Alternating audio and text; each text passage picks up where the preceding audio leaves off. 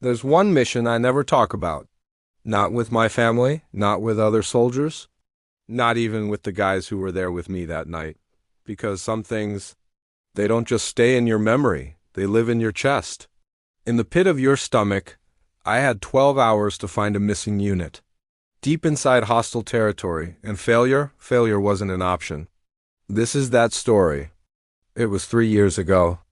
I was a captain in a multinational peacekeeping operation, remote desert region, border zone, the kind of place that doesn't make it onto maps tourists use. Cold nights, blistering days, and sandstorms that could erase you from existence. We got the call at 0400 hours. A 6-man patrol team had gone dark. No radio contact. No GPS ping. No movement on satellite. Just ... silence, and in our line of work, silence is never good. Command gave us a grid reference and a timeline. Find them. Bring them home. 12 hours.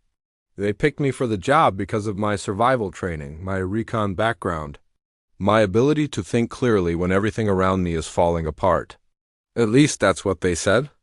But standing in that briefing room, staring at the map with a red circle drawn around enemy-occupied terrain, I felt something I didn't admit out loud. Fear? My team?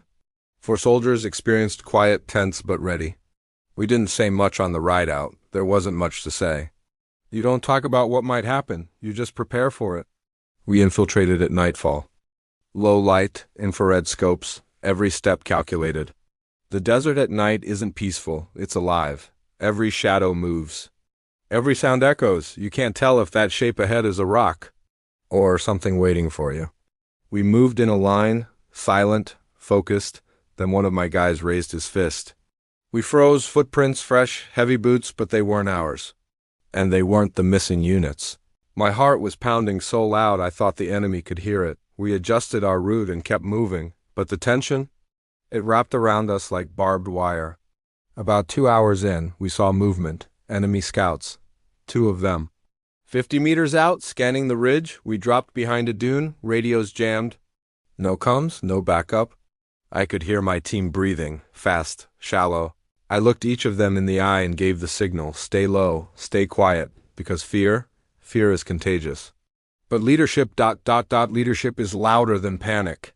We waited. 5 minutes felt like 5 hours. Finally, they moved on. We exhaled. And we kept going. Around the 3rd hour, we found something. Abandoned gear, a helmet, torn fabric from a uniform. But no bodies. No blood. Just ... traces. I knelt down scanning the area. Then I saw it, scratched into the dirt, barely visible, an arrow, pointing east, toward a set of ruins about a kilometer out. One of my guys whispered, "Could be a trap." I nodded. "Could be. But it's also the only clue we've got, that tiny mark ... That desperate signal. It changed everything. We pushed toward the ruins, but then the wind picked up. A sandstorm, fast and vicious. Visibility dropped to near zero, our goggles fogged, our supplies were running low. And all I could think was, what if we're too late? What if they're already gone? Worse, what if we're next? I checked my watch. We had 4 hours left, but in a storm like that, 4 hours might as well be 4 seconds. I gathered my team, told them we keep moving. 1 foot in front of the other, because stopping? That's how you die out there. We reached the ruins just as the storm started to ease. Old stone walls, half-collapsed structures. The kind of place you'd never notice unless you were looking for it. Then we heard it, tap, tap, tap, tap, rhythmic, deliberate Morse code. "They're here," I said. We traced the sound to an underground chamber. The entrance was blocked, unstable, one wrong move and the whole thing could come down. But I wasn't leaving without them. I went in first, low crawl, dust everywhere. And then I saw them huddled together, dehydrated, exhausted, but alive.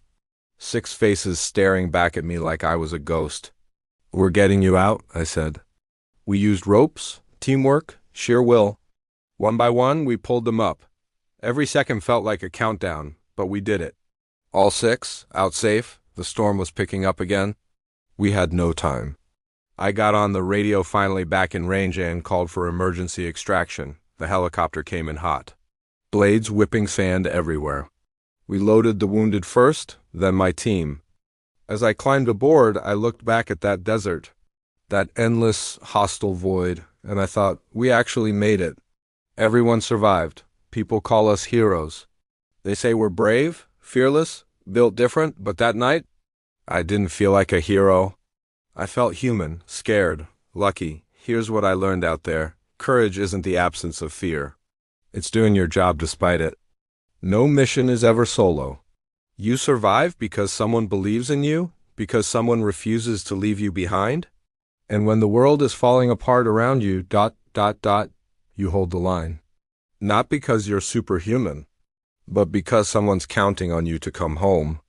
That's a mission I never thought I'd survive, but I did, and I'll carry it with me for the rest of my life.